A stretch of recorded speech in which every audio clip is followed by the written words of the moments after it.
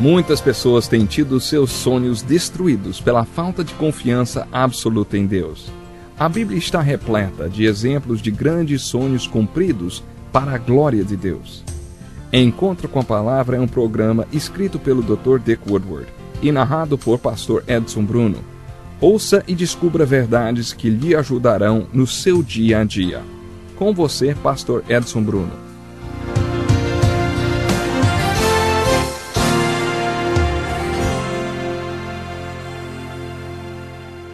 Olá, muito bem-vindo para mais um estudo da inspirada e santa palavra do nosso Deus. No nosso último encontro com a palavra, compartilhei com você os 3 fatores do pecado. O castigo é o primeiro deles, o segundo é o poder e o terceiro é o preço do pecado. Depois de ter dado as más notícias, vou reservar o estudo de hoje para compartilhar com vocês as boas novas sobre os 3 fatores da salvação. Os 3 fatores da salvação tornam-se muito mais evidentes com os 3 fatores do pecado. Observe que as Escrituras sempre dão as más notícias antes de dar as boas notícias. As más notícias são como o veludo preto sobre o qual o joalheiro exibe os seus diamantes. Quando a Bíblia fala sobre os 3 fatores do pecado, ou seja, seu castigo, seu poder e seu preço, ela nos prepara para apreciarmos os 3 fatores da salvação.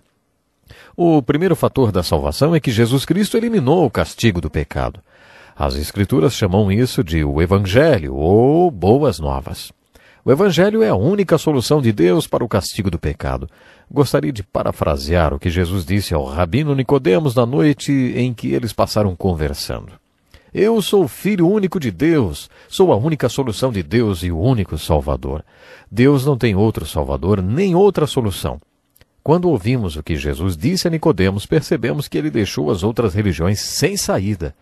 Ou você crê, ou você não crê em Jesus. Naquela conversa com Nicodemos, Jesus proferiu uma das mais dogmáticas declarações. O Evangelho de Jesus Cristo representa a única maneira para a remoção do castigo do pecado da sua e da minha vida. O Evangelho de Jesus Cristo é o primeiro fator da salvação. O segundo fator da salvação são as boas novas de que o Espírito Santo é maior do que o poder do pecado em nossas vidas. Essa é a ênfase na mensagem de Paulo na carta aos Romanos. O apóstolo João afirma em 1 João 4:4, aquele que está em vocês é maior do que aquele que está no mundo. Esteja certo de que o pecado tem um poder e que o poder do pecado é muito grande. Com exceção do poder de Deus, não há nenhum outro poder maior do que o poder do pecado, o poder do mal, o poder de Satanás. Mas a notícia boa é que o poder de Deus é maior do que o poder de Satanás e do pecado. O apóstolo Paulo afirma que por causa do Espírito Santo somos super vencedores. Não precisamos viver em pecado nem estar sob o poder do pecado. Quando nos apropriamos da graça de Deus, podemos nos tornar super vencedores sobre o poder do pecado em nossas vidas. Paulo nos diz em sua carta aos Romanos, no 1º versículo do capítulo 5, assim, tendo sido, pois, justificados pela fé, temos paz com Deus por nosso Senhor Jesus Cristo.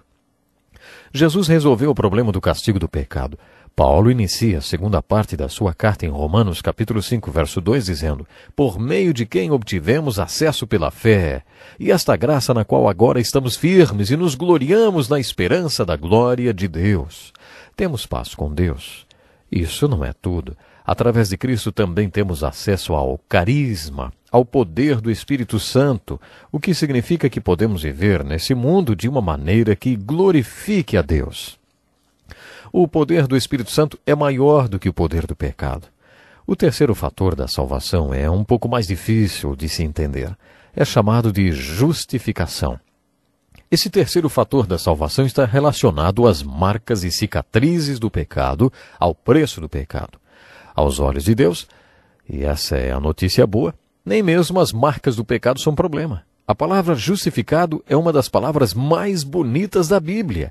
Davi usou essa palavra no Salmo 51. Justificado não é só uma palavra do Novo Testamento, é uma palavra da Bíblia. Vamos imaginar que Deus tenha gravado sua vida em uma fita de vídeo. Quando aquela parte pecaminosa da sua vida começa a tocar, Deus cortaria a fita. Depois que as partes do pecado tivessem sido tiradas, Deus emendaria a fita para que não houvesse nenhum sinal de pecado na hora de tocá-la. O seu pecado não é apenas perdoado, é como se ele nunca tivesse acontecido. Isso é justificação. A omissão do pecado de Davi nos livros de Crônicas ilustra bem isso. A parte do pecado é cortada fora. Há muitos textos nas Escrituras sobre esse conceito de justificação. Ligadas à palavra justificado, observemos a ocorrência de 3 palavras 150 vezes. Aos seus olhos. Aos olhos de Deus. É como nunca tivesse havido pecado, sem manchas, sem cicatrizes, sem traços de pecados aos olhos de Deus. No entanto, a justificação acontece em 2 dimensões. É muito importante ser justificados aos olhos de Deus, ou sermos justificados aos olhos de Deus, mas às vezes também é importante ser justificado aos olhos dos outros. Vamos imaginar que você tenha cometido um assassinato e eu vá visitá-lo na prisão onde você está sentenciado à morte. Como resultado da minha visita, você aceita Jesus Cristo. Aos olhos de Deus é como se você nunca tivesse pecado nem cometido o assassinato. Mas será que sua fé em Cristo implica em você ser posto em liberdade? Será que você pode sair do presídio comigo? Não. Não existe esse tipo de justificação no plano horizontal. Mas a justificação pode ocorrer nos 2 planos, no vertical e no horizontal. Devemos ser justificados aos olhos de Deus e aos olhos da sociedade. Aos olhos de Deus você não enfrenta nenhum problema, porque a justificação remove todas as manchas do pecado. Quando Deus olha para a capa que representa a sua vida, e ela está toda suja e manchada, Deus troca sua capa manchada com o pecado pela capa de Jesus, limpa e sem nenhuma mancha.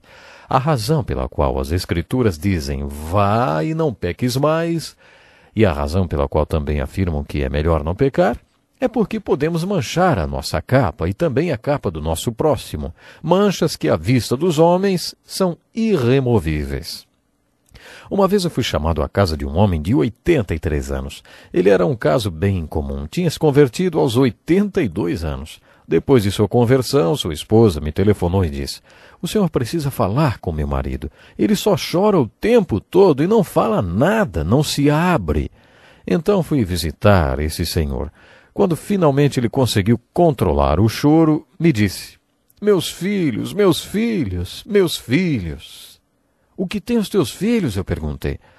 Ele me disse que tinha sido um pai muito ruim e contou como maltratava os seus filhos.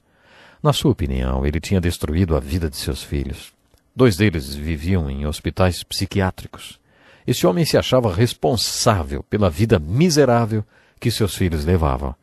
O pai tinha se convertido e, aos olhos de Deus, não havia mais manchas, nem castigo. Mas os seus filhos? E as consequências dos seus pecados contra eles? Havia cicatrizes e manchas nas vidas de seus filhos. Sabe, há certas coisas que não podemos desfazer. Isso se encaixa muito bem no 3º fator do pecado. O preço do pecado é alto e as cicatrizes às vezes são definitivas. A maioria dos pecados são gêmeos, afirmou Martin Luther. É que quando pecamos, frequentemente pecamos com mais uma pessoa. Nós levamos outros ao pecado. Nós levamos, sim, outros ao pecado. E quando nos convertemos, o que podemos fazer com as manchas que deixamos nas vidas dessas pessoas? Que problema, hein? É por isso que as Escrituras afirmam, escrevo-lhes essas coisas para que vocês não pequem. Não pequem. Uma vez ouvi um poema chamado Conflito no Céu, que contava a seguinte história. 2 pessoas muito idosas estavam discutindo sobre qual delas seria o maior troféu da graça. O que tinha 91 anos disse, eu sou o maior troféu da graça no céu. Vivi uma vida terrível por 91 anos. No meu leito de morte aceitei Jesus e ele me salvou daquela vida horrível. Como um ladrão na cruz, eu sou um grande troféu da graça. O outro homem contra-argumentou dizendo, não, você está enganado. Eu sou o maior troféu da graça. Eu nasci em um lar cristão e ainda jovem aceitei a Jesus. Nunca vivi nos chiqueiros desse mundo e nunca andei na sujeira nem na lama do pecado. Você só teve a graça da salvação na hora da morte. Eu experimentei a graça da salvação a minha vida todinha. Portanto, sou um troféu da graça muito maior que você. E a discussão continuou sem que eles chegassem a uma conclusão. Então incluíram os anjos na polêmica. Depois de muita discussão, os anjos chegaram a um veredito. O segundo homem é o maior troféu da graça. Deus não apenas o salvou do castigo do pecado, Deus o salvou do poder do pecado e do preço do pecado. Portanto, ele é o maior troféu da graça. Temo pelas igrejas que acham que só aqueles que são corruptos, só aquelas pessoas que foram bandidos antes de se converter e que têm um bom testemunho para contar, esses aí são os melhores. Sabe, algumas pessoas acham que ninguém vai querer ouvir o testemunho de alguém que foi sempre certinho. Essas pessoas podem causar sono na plateia porque não tem uma história de emoções. Mas se uma dessas pessoas famosas, recém-convertidas, for dar testemunho, os bancos vão se encher de gente, porque aquele lá sim tem um testemunho. Ele foi um ladrão, ele foi um sequestrador, ele foi um traficante. Isso está errado. A grande história é ficar longe do castigo, do poder e do preço do pecado. Essa é a mais bela história. Não há nada de bom no pecado. Não há nada de bonito, não. O salário do pecado é a morte. E também não há nada de bom nas consequências do pecado. Deus pode usar as consequências dos nossos pecados se respondermos a essas consequências da maneira como Davi fez. Deus pode restaurar os anos que foram comidos pelo gafanhoto.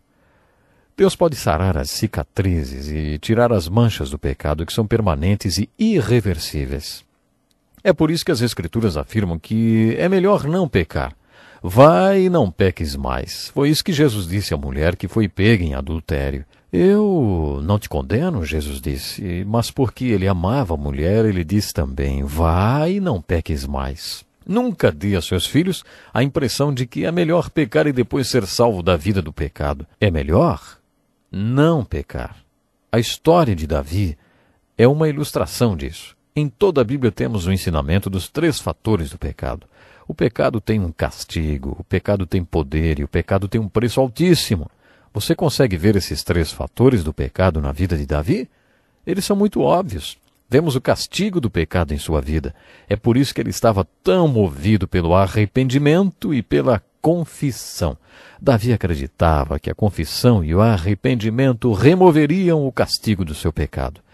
O tabernáculo representa o Evangelho. O castigo do pecado tinha que ser removido. É por isso que a mão do pecador tinha que ser colocada sobre a cabeça do animal expiatório. O pecado do pecador, portanto, era colocado sobre a cabeça do animal expiatório. Assim, os sacrifícios resolviam o problema do castigo do pecado. Hoje podemos contar com o sangue de Jesus Cristo. O sacrifício de Jesus Cristo na cruz foi para levar os nossos pecados. Mas, para sermos perdoados, precisamos confessar nossos pecados. Precisamos entregar a nossa vida para o Senhor Jesus. Pense nisso e até o próximo programa. Que lição importantíssima. Obrigado, Pastor Edson Bruno. Prezado ouvinte, coloque em prática o que você ouviu aqui. Sem dúvida, sua vida será grandemente abençoada. Este é um estudo escrito pelo Dr. Dick Woodward, na voz do Pastor Edson Bruno. Escreva-nos e solicite o material. Nosso endereço é Encontro com a Palavra, Caixa Postal 2011, CEP 89201-970, Joinville, Santa Catarina. Até o nosso próximo Encontro com a Palavra.